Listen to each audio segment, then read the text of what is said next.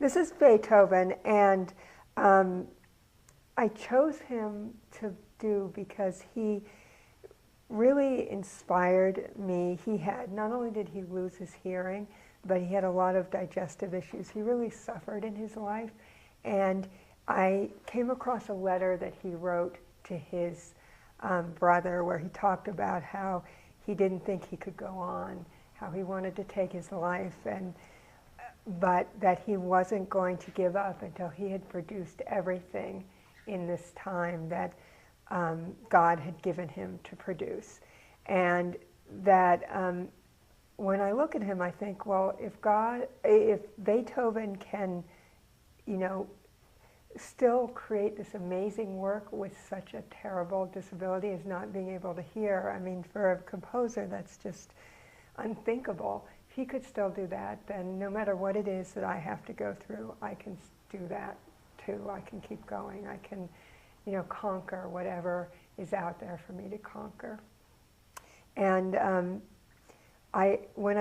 this is part of a series of about 8 different sculptures. It's called the Earthen Vessel series, and all of the sculptures in the series focus on sort of the relationship between physical suffering and creative energy, and how we bring creative energy into the world. So all the sculptures have an opening someplace at the top and an opening someplace in the front, and it talks about how energy, creative energy, comes into the world and manifests.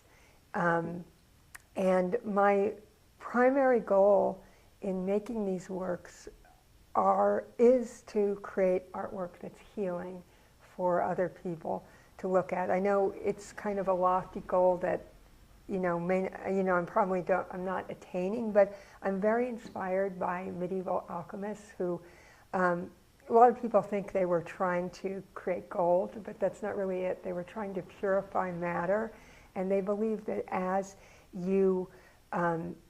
they purified external matter, they were purifying their spirit and their souls.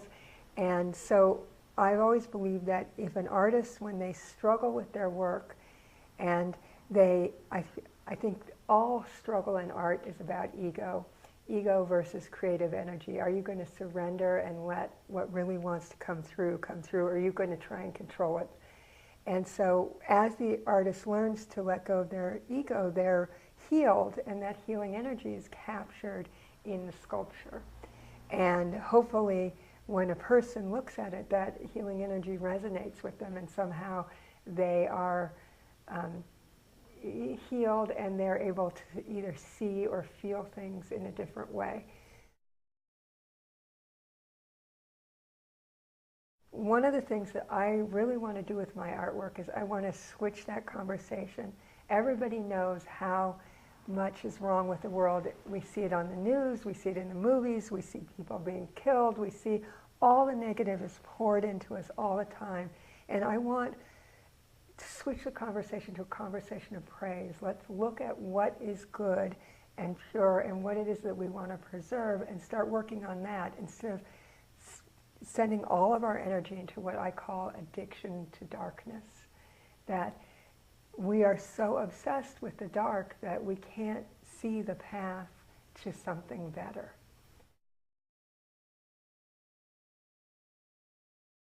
And that's, I feel, the artist's real responsibility. We have a responsibility to what is light and good in the world. And I'm not saying artists shouldn't display, like this piece displays the pain that he went through, but it transforms it, and it sees what's good about that pain. It doesn't leave us sitting in the pain with no place to go. Colors are very symbolic to me. I have had experiences of color that have physically changed me.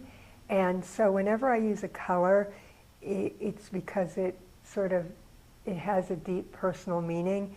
And usually that meaning has to do with transformation and how, how things are transformed from here to here.